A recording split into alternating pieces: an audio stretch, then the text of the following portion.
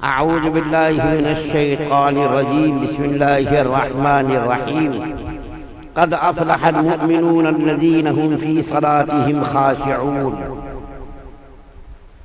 ان ایمان والوں نے یقیناً فلاح پا لی ہے جو اپنی نماز میں دل سے جھکنے والے ہیں۔ سورہ مومنون کا الحمدللہ آغاز ہو رہا ہے۔ اس سے پہلے رمضان شریف میں سورہ حج کی تکمیل ہوئی تھی، اور رمضان کے بعد پہلی تفسیر اور پہلی مجلس ہے، اور 18ویں پارے کی پہلی سورت سورہ مومنون ہے۔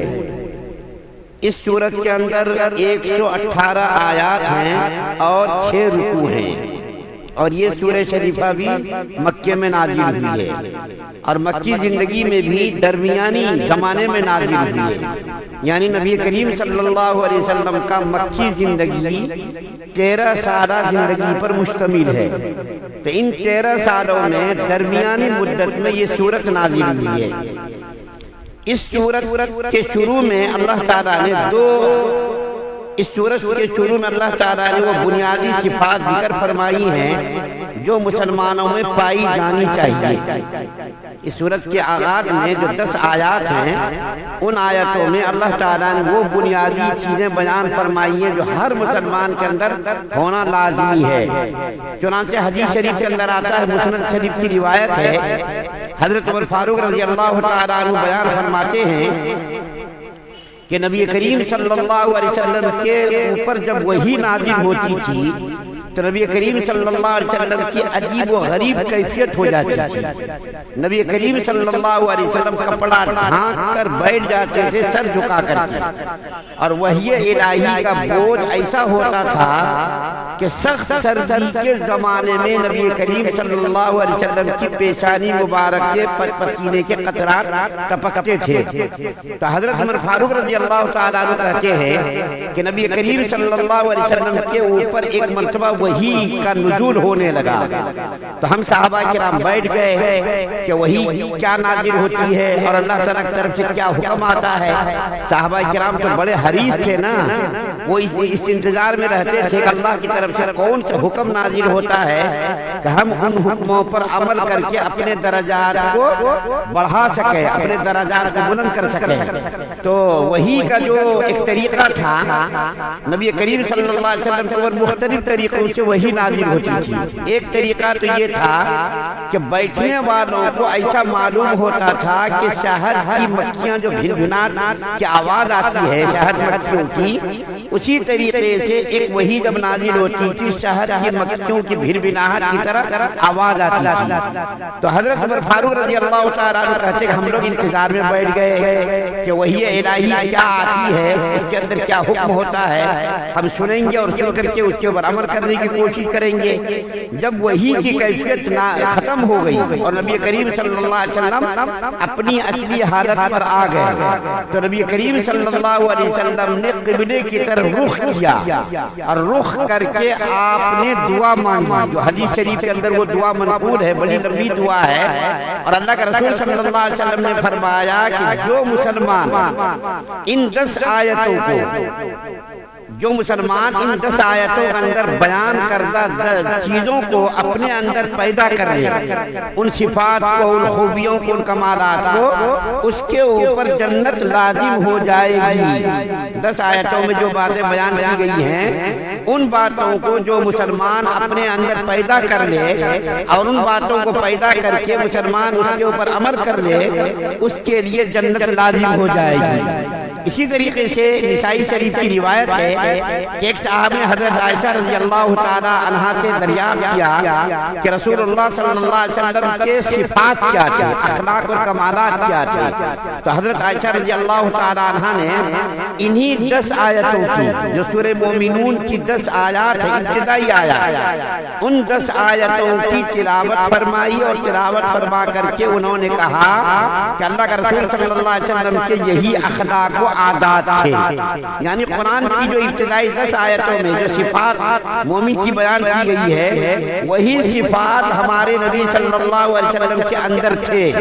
यानी जो आपके सिफात थे वही कुरान, और जो कुरान के अंदर बयान किया गया वही नबी करीम सल्लल्लाहु अलैहि वसल्लम के हालात थे।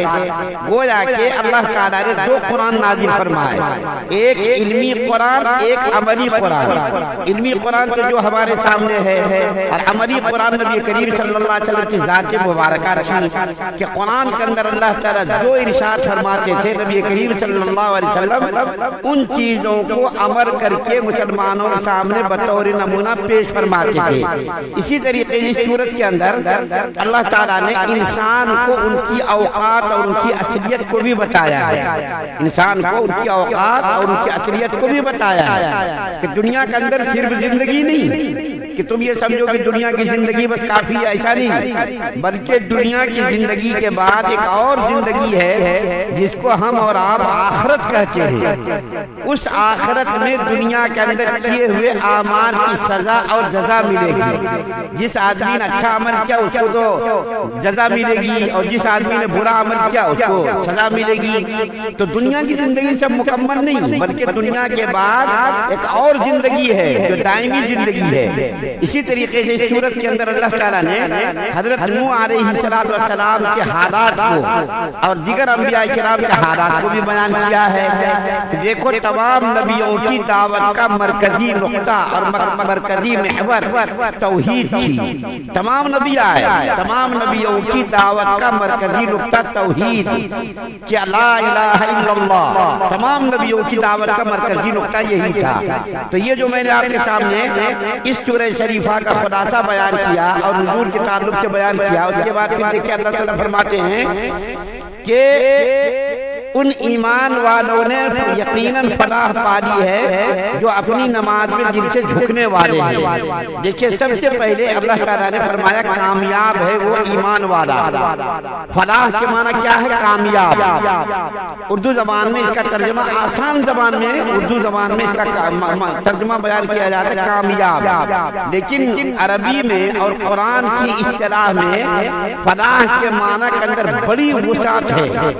सिर्फ कामयाबी नहीं, दुनिया की कामयाबी। हम क्या समझते हैं कि दुनिया की कामयाबी नहीं, ऐसा नहीं, बल्कि दुनिया व आखिरत की कामयाबी के मजमूए का नाम क्या है? फलाह है। इसीलिए अल्लाह ताला ने मुसलमानों को हुक्म दिया कि हर नमाज के अंदर हय्या अलल फलाह, आओ कामयाबी की तरफ, आओ नमाज की तरफ। हर 5 वक्त की नमाज में ये कहा जाता है। तो क्या कहते हैं अल्लाह ताला कि कामयाब हो गया वो मोमिन, कामयाब हो गया वो मोमिन जो ईमान वाला है। तो हम क्या समझते हैं कि कामयाब हो गया वो जिसके ऊपर, जिसके पास दौलत हो गई, जिसके पास मनसब है, जिसके पास होता है, जिसके पास दुनिया है, हम उसको समझते कामयाब। शरीयत की नजर में कामयाब वो नहीं है। शरीयत की नजर में कामयाब वो है जो ईमान वाला हो। ईमान ही कामयाबी का दारो मदार है। बुनियादी चीज ईमान होना, ईमान का होना है। ईमान अगर है वो जैसा भी गरीब हो, मुफलिस हो, तंगदस्त हो, कल्लाश हो, उसके पास कुछ भी नहीं है, रहने का मकान नहीं है, खाने का खाना नहीं, पहनने के लिए ठीक से कपड़ा भी नहीं, तो वो इंसान अगर मोमिन है तो वो कामयाब है।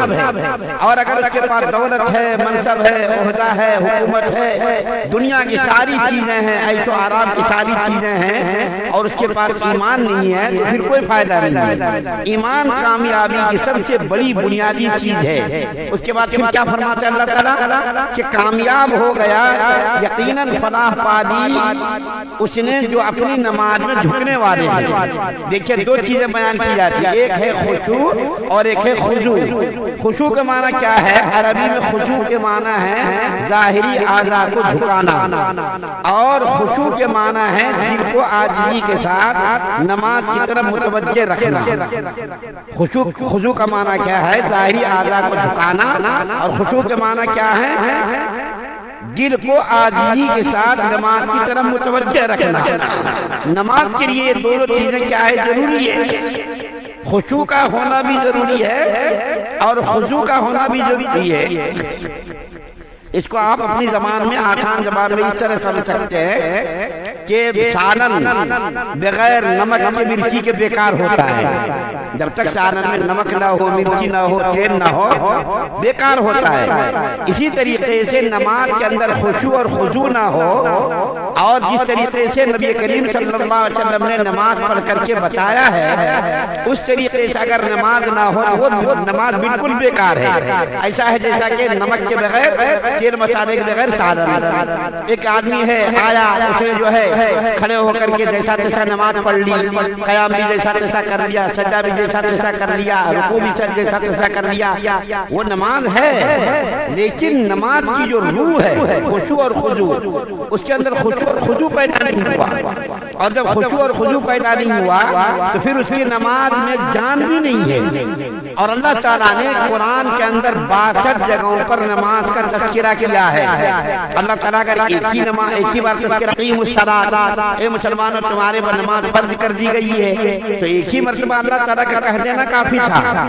6 جائے کہ اللہ تعالیٰ نے 62 مرتبہ قرآن کے اندر نماز کی تاکید اور نماز کی اہمیت کے پیش نظر اس کو بیان کیا ہے۔ اس سے پتہ چلتا ہے کہ نماز کا شریعت کے اندر کیا مقام ہے۔ نماز کا مقام شریعت کے اندر ایسا ہی ہے جیسا کہ انسان کے جسم میں سر کے بغیر انسان زندہ ہی نہیں رہ سکتا، اسی طریقے سے نماز کے بغیر انسان مسلمان ہی نہیں رہ سکتا، اور نماز کا چھوڑ دینا انسان کو کفر سے ملا دیتا ہے۔ اور نماز پڑھنا بھی آداب اور اس کے جو سنت اور ان کے جو رعایتوں کی، ان کے جو سنن مستحبات کی رعایت کر کے نماز پڑھنا۔ مثال کے طور پر نماز کی جان کیا ہے؟ نماز کے اندر جب کھڑا ہو تو آدمی سکون کے ساتھ، دل کے سکون کے ساتھ، دل کو متوجہ کر کے اعضاء کو سکون رکھے، دل کو سکون سے رکھے، ادھر ادھر توجہ نہ بچائے، اعضاء کو حرکت نہ دے۔ بعض لوگ داڑھی میں یوں کھجلاتے رہتے، بعض لوگ سر کو کھجلاتے رہتے، ٹوپی ادھر ادھر کرتے رہتے، بعض لوگ جمائی لیتے رہتے، وہ سنت کے بالکل خلاف ہے۔ فرض تو ادا ہو جائے گا، لیکن نماز کی جو روح ہے، نماز کی جو جان ہے، وہ جان ہی پیدا نہیں ہوئی۔ اور حدیث شریف کے اندر ایسی نماز کے بارے میں، جو نماز ایسی ہو جس کے اندر شریعت کی پاسداری نہ کی گئی ہو، ایسی نماز کے بارے میں فرمایا کہ اللہ تعالیٰ اس کو اس کے منہ پر مار دیتے ہیں، اور بے نور وہ نماز منہ پر جاتی ہے اور اس کے اندر کوئی جان نہیں ہوتی ہے۔ تو اللہ تعالیٰ فرماتے ہیں کامیاب ہو گیا وہ مومن جو اپنی نمازوں میں خشوع اور خضوع کرنے والے ہیں۔ بتائیے نماز کے اندر نماز کا کیا مقام ہے شریعت کے اندر؟ حضرت عمر فاروق رضی اللہ تعالیٰ عنہ جب مسلمانوں کے خلیفہ بنے تو اس زمانے میں دنیا کی آجی دنیا پر ان کی حکومت تھی، مسلمانوں کی آجی دنیا پر حکومت تھی۔ تو حضرت عمر فاروق رضی اللہ تعالیٰ عنہ نے ایک خط لکھا تمام ملکوں کے گورنروں کو، حکمرانوں کو، جو مسلمان ملکوں کے گورنر تھے، جو حکمراں تھے، ان کو خط لکھا۔ اور خط کے اندر کیا لکھا؟ وہ خط موطا امام مالک میں بالکل لفظ بلفظ موجود ہے۔ خط لکھا، اور خط میں کیا لکھا کہ تم سب سے پہلے نماز کی پابندی کرنا، میری نظر میں سب سے پہلے نماز کی پابندی ہے۔ جو آدمی نماز کی پابندی کرے گا وہ دوسرے کاموں کی بھی پابندی کرے گا، اور جو نماز کے اندر سستی کرے گا وہ دوسرے کاموں میں بھی سستی کرے گا۔ اس لیے دیکھیے مومن کی شان یہ بیان کی گئی ہے، اور کامیاب مومن کی یہ صفات بیان کی گئی ہے کہ کامیاب ہے وہ مومن جو ایک تو ایمان والا ہو اور اپنی نمازوں میں خشوع اور خضوع کرنے والا ہو، دھیان کو بچانے والا نہ ہو۔ خدا نخواستہ اگر نماز پڑھتے پڑھتے کسی کا دھیان بٹ گیا، ادھر ادھر چلا گیا، تو پھر اپنی توجہ کو نماز کی طرف متوجہ کر دے۔ کبھی کبھی ہوتا ہے نا نماز کے اندر دھیان ادھر ادھر بٹ جاتا ہے، امام صاحب قرات کر رہے ہیں، ہم ادھر ادھر گھوم رہے ہیں، بازاروں میں کاروبار کے اندر ہمارا دھیان، ہماری توجہ دوسری طرف مبذول ہو جاتی ہے۔ تو جیسے ہی احساس ہو کہ ہم تو نماز میں ہیں اور نماز کے اندر اس طرح سوچنا غلط ہے تو وہ فوراً نماز کے اندر متوجہ ہو جائے. اور اس کا سب سے بہترین طریقہ یہ ہے کہ جو امام پڑھتا ہے امام کی قرات کی طرف توجہ کے ساتھ سنے. اگر وہ نماز پیچھے پڑھ رہا ہے امام کے تو امام کی قرات اچھی طریقے سے سنے, اس کے اوپر غور کرے. اور اگر خود وہ نماز پڑھ رہا ہے تو یہ غور کرے کہ کیا پڑھ رہا ہے. الحمدللہ رب العالمین اس نے جب پڑھا نا تو اس کے دھیان میں ہے کہ ہم نے یہ پڑھا اور ہم کون سی نماز پڑھ رہے ہیں, ظہر کی نماز, عصر کی نماز, مغرب کی نماز, فجر کی نماز, عشاء کی نماز. جو نماز ادا کر رہا ہے اس نماز کا دھیان اور خیال اس کے ذہن و دماغ میں ہونا چاہیے. یہ نہیں نیت باندھ کر کے کھڑے ہو گئے, آٹومیٹک گھڑی چل رہی ہے. اس کے اندر پہلے پرانے زمانے میں گھڑیاں ہوتی تھی نا, چابی دے دیتے تھے, ایک ہفتے تک گھڑی چلتی رہتی تھی. اسی طریقے سے ہماری نماز ہے, نیت باندھ کر کے کھڑے ہو گئے, امام صاحب قرات کر رہے, امام صاحب رکوع کر رہے تو ہم رکوع میں چلے گئے, سجدہ کر رہے سجدے میں چلے گئے. آٹومیٹک پورا کام چلتا رہتا. ایسا نہیں, بلکہ اگر امام کے پیچھے نماز پڑھ رہا ہے امام کی طرف متوجہ رہے, ان کی قرات کو غور سے سنے. اور اگر تنہائی میں نماز پڑھ رہا ہے تو وہ یہ احساس کرے کہ ہم کیا پڑھ رہے ہیں, ہم کیا پڑھ رہے ہیں, قرات میں کون سا لفظ ادا کر رہے ہیں, رکوع کر رہے ہیں, سجدہ کر رہے ہیں, کون سی نماز ہم ادا کر رہے ہیں. یہ خضوع پیدا کرنے کا طریقہ ہے کہ نہایت ہی اطمینان کے ساتھ, وقار کے ساتھ, اعضاء کو حرکت نہ دے بلکہ اطمینان کے ساتھ کھڑا رہے. اگر قیام میں ہے تو سجدے کی جگہ پر نظر ہونی چاہیے, اسی طریقے سے رکوع میں ہے پیروں پر نظر ہونی چاہیے, تشہد میں ہے تو ہاتھوں پر نظر ہونی چاہیے. یہ نماز کے اندر جان پیدا کرنے کا طریقہ ہے اور سنت طریقہ ہے. مفتی تقی صاحب عثمانی زید احمد دہو نے کئی تقریروں میں نماز کے پورے طریقوں کو بتایا ہے, جو ان طریقوں کو ہم اس مختصر مجلس میں بیان نہیں کر سکتے. پورا طریقہ بتایا ہے کہ قیام میں کیا کرنا چاہیے, رکوع میں کیا کرنا چاہیے, تشہد میں کیا کرنا چاہیے. اسی طریقے سے جو سجدے میں گئے تو کہاں ہماری نظر ہونی چاہیے. کئی تقریروں میں مولانا تقی صاحب عثمانی زید احمد دہو نے اس کو تفصیل کے ساتھ بیان کیا انہی آیات کی روشنی میں. تو اس مختصر مجلس میں ہم ان تفاصیل کو بیان کرنے سے قاصر ہیں, اس لیے مختصر طور پر بتا دینا یہ کافی ہے کہ نماز کے اندر روح کو پیدا کرنے کے لیے خشوع اور خضوع کا ہونا ضروری ہے. اور خضوع پیدا کرنے کے لیے اعضاء کو اچھی طریقے سے سکون سے وقار کے ساتھ نماز پڑھے, معلوم ہو کہ اللہ تعالیٰ کے دربار میں وہ انسان کھڑا ہے. کبھی ہاتھ کو حرکت دے رہا, کبھی تالی کو کھلا رہا, کبھی جمائی لے رہا. یہ سب نماز کی روح کے بالکل منافی ہے, نماز کی روح کے بالکل خلاف ہے. ان چیزوں کو نماز کے اندر نہیں کرنی چاہیے جیسا کہ بعض لوگ کرتے رہتے ہیں. اللہ سے دعا ہے اللہ سب سننے زیادہ مدد توفیق عطا فرمائے. سبحان اللہ و بحمدہ, سبحانک اللہم و بحمدک, اشہد ان لا الہ الا انت.